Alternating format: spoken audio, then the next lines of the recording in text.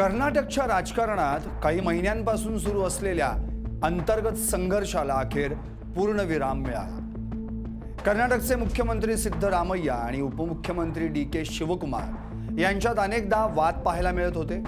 DK. Shivakumar यांना मुख्यमंत्री बनायचं होतं, मात्र जातीय समीकरण आणि काँग्रेसमधील गटबाजीमुळे शिवकुमार यांच्या मुख्यमंत्री पदाचा मार्ग सोपा नव्हता। पण आता कर्नाटकचे मुख्यमंत्री सिद्धरामय्या यांनी आपल्या पदाचा अधिकृतपणे राजीनामा दिला। सकाळी आपल्या निवासस्थानी आयोजित पॉवर ब्रेकफास्ट बैठकीत त्यांनी मंत्रिमंडळातील सहकाऱ्यांना पद सोडत असल्याची माहिती दिली। राज्यपाल थावरचंद गेहलोत हे इंदूरमध्ये असल्यानं सिद्धरामय्या यांनी आपला राजीनामा लोकभवन येथे राज्यपालांच्या विशेष सचिवांकडे सुपूर्द केला। या राजीनाम्यानंतर उपमुख्यमंत्री आणि प्रदेशाध्यक्ष डी.के. शिवकुमार यांच्या मुख्यमंत्री बनण्याचा मार्ग मोकळा झाल्याची चर्चा आहे। पाहुयात कर्नाटकात नवे मुख्यमंत्री कोण बनणार आहेत। भाजप काँग्रेसला कर्नाटकात सरकार बनवण्यापासून रोखणार का? सिद्धरामय्या यांनी मुख्यमंत्री पदाचा राजीनामा का दिला?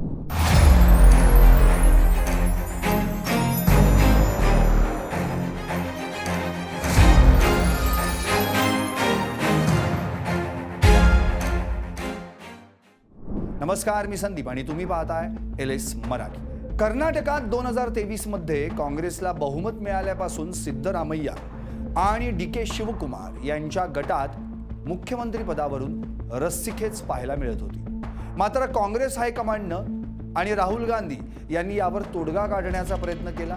सूत्रांच्या माहितीनुसार त्यावेळी राहुल गांधी सिद्धरामय्या आणि शिवकुमार यांच्यात बंद दाराआड अडीच वर्षांचा सत्ता वाटपाचा फॉर्म्युला ठरला होता। सरकारला 3 वर्षे पूर्ण होताच शिवकुमार गटानं या कराराची अंमलबजावणी करण्यासाठी हायकमांडवर दबाव वाढवला होता अशी माहिती आहे। सिद्धरामय्या यांनी मुख्यमंत्री पदाचा राजीनामा देण्यास नकार दिल्यानं दोन्ही गटात अनेकदा मोठा वाद झाल्याची माहिती आहे। गेल्या 3 वर्षांमध्ये दोन्ही नेत्यांमधील वाद इतका विकोपाला गेला होता की काँग्रेस राष्ट्रीय अध्यक्ष मल्लिकार्जुन खरगे आणि राहुल गांधी यांना अनेकदा मध्यस्थी करावी लागली अशी ही माहिती आहे। दोन्ही नेत्यांच्या समर्थकांकडून सातत्यानं पुढचे मुख्यमंत्री आमचेच नेते असतील अशी जाहीर विधानं केली जात होती।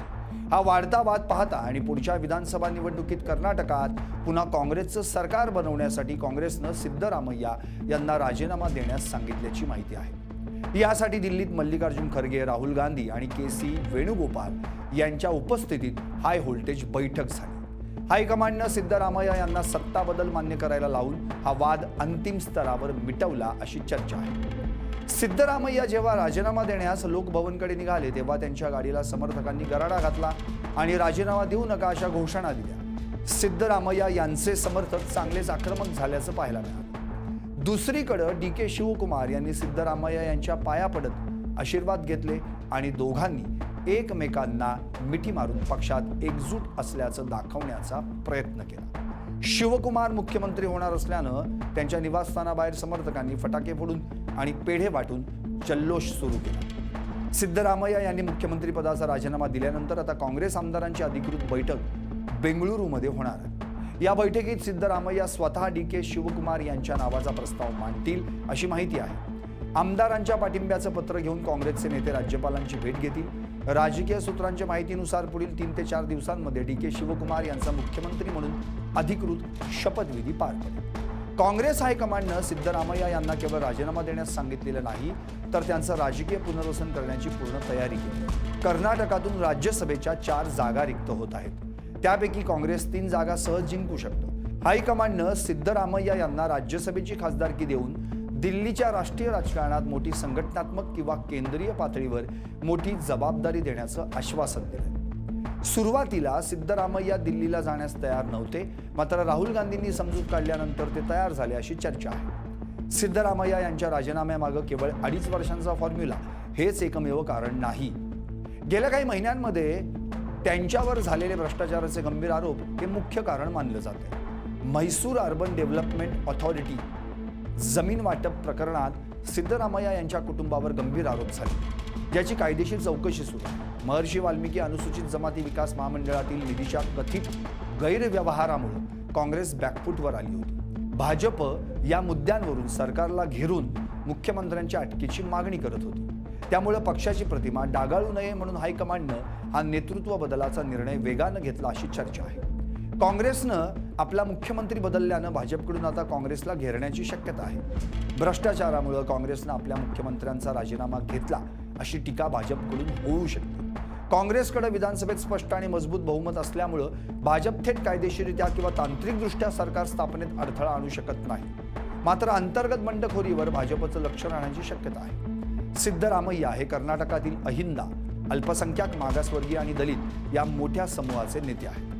सिद्धरामय्यांचे समर्थक डी के शिवकुमार, जे ओक्कलिगा समाजाचे आहेत, त्यांच्या नेतृत्वावर कितपत समाधानी राहतात यावर भाजपची बारीक नजर असेल.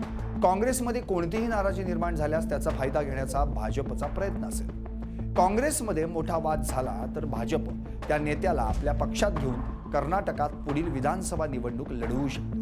जसं पश्चिम बंगालमधील टीएमसीचे नेते सुवेंदू अधिकारी यांना भाजपनं आपल्या पक्षात घेऊन सत्ता मिळवली, तसाच प्रयत्न भाजपकडून कर्नाटकात होण्याची शक्यता आहे. तुम्हाला काय वाटतं?